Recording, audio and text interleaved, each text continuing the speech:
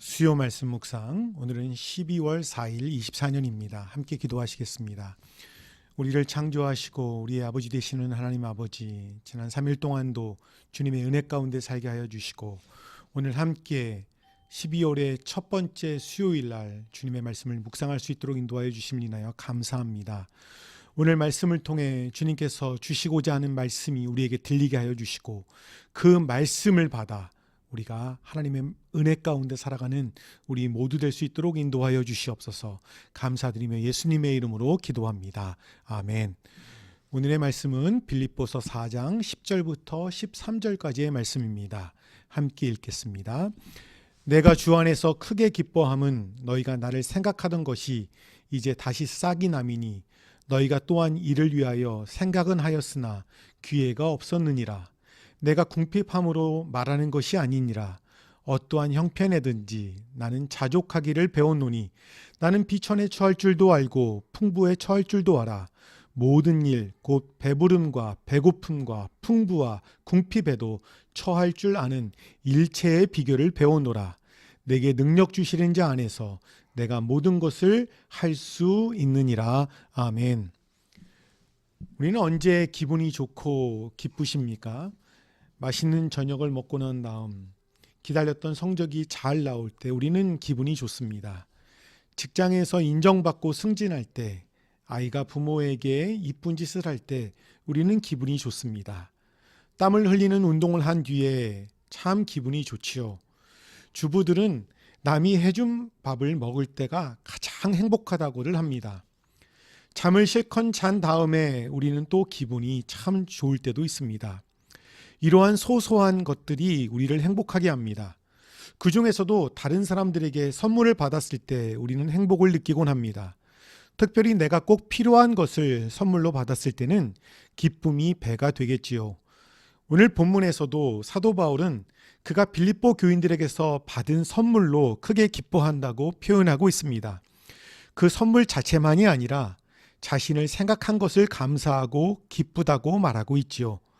사실 빌립보 교회는 바울이 개척한 이후에 물심양면으로 그의 복음 사역을 도왔던 교회입니다.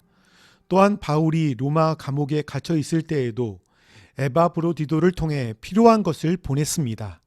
이에 대해서 감사의 마음을 표현하고 싶었지만 에바브로디도가 아파서 감사의 마음을 표현하지 못했지요. 이제 에바브로디도가 회복되어서 빌립보 교회에 갈 수 있기 때문에 편지를 통해 감사의 마음을 표현하는 것입니다. 사도 바울은 이 받은 물질 때문에 너무 기뻤지만 그 물질이 그의 삶을 크게 변하지 않는다고 고백을 합니다. 그는 무엇보다도 어떠한 환경에서도 자족하고 만족할 수 있는 비결을 배웠다라고 말하고 있습니다. 오늘 4장 13절의 말씀, 내게 능력 주시는 자 안에서 내가 모든 것을 할 수 있다라는 말씀은 많은 그리스도인들이 좋아하고 암송하는 구절입니다. 흔히 이 말씀은 긍정적 사고 혹은 적극적 사고와 맞물려서 기독교 신앙을 낙관주의, 무한한 긍정주의로 해석하게끔 유도합니다. 우리의 말씀을 믿고 기독교를 믿으면 우리는 하나님 안에서 무엇이든지 할 수 있다라는 생각을 갖게 하지요. 그러나 그런 해석은 본문을 완전히 잘못 해석하는 것입니다. 본문의 말씀은 바울이 자신이 궁핍할 때나 넉넉할 때나 어느 때든지 그때그때의 상황에 맞게 감사하고 자족하는 삶의 비결을 터득했다고 말하고 있습니다. 그래서 비록 자신이 감옥에 수감되어 있긴 하지만 그로 인해 바울의 삶이 너무 비참할까 봐 빌립보 교회가 지나친 염려를 하지 않아도 된다고 말하고 있습니다. 즉 바울은 가난하다고 의기소침하지 않고 불행해지지도 않고 비굴해지는 것도 아니라고 말씀합니다. 좀 돈이 생기고 부자가 되었다고 교만하고 사치스러워지는 것도 아니라고 고백하고 있습니다. 언제든지 항상 만족하는 삶의 비결을 예수 안에서 배웠다고 증언하고 있지요.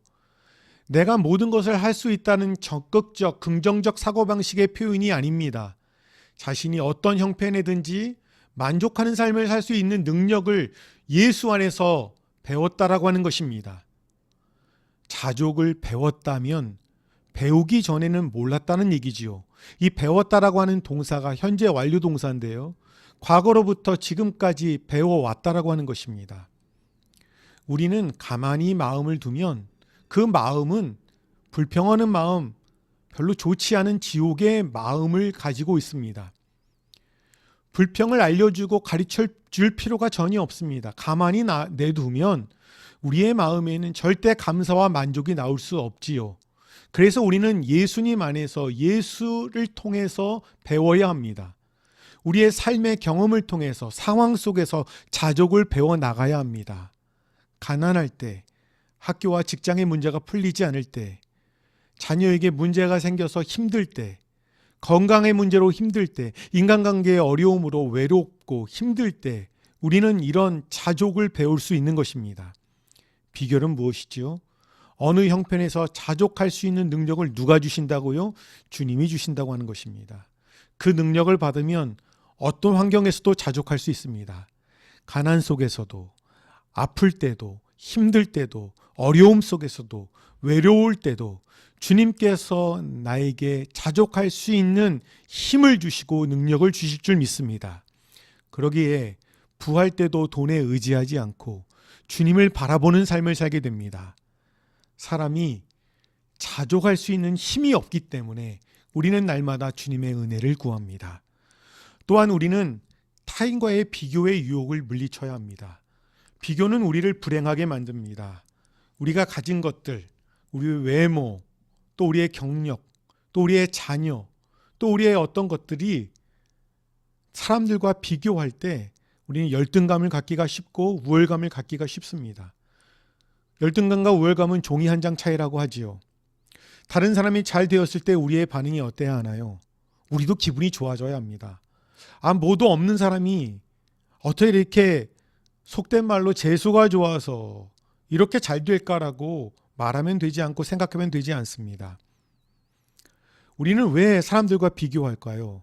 사회가 우리가 가진 것으로, 우리가 성취한 것으로 점수를 매기고 있기 때문이지요. 결혼 소개업체는 모든 것을 점수화한다고 합니다. 외모도, 학력도, 재산도, 부모의 학력과 직업도, 형제의 직업까지 점수화해서 몇 점으로 매깁니다. 그래서 너는 이 땅에서 몇 등짜리라고 도장을 찍어버립니다. 이런 현실 속에 사는 우리에게 하나님은 우리는 공산품이 아니라 하나님의 작품이라고 말씀하고 계십니다.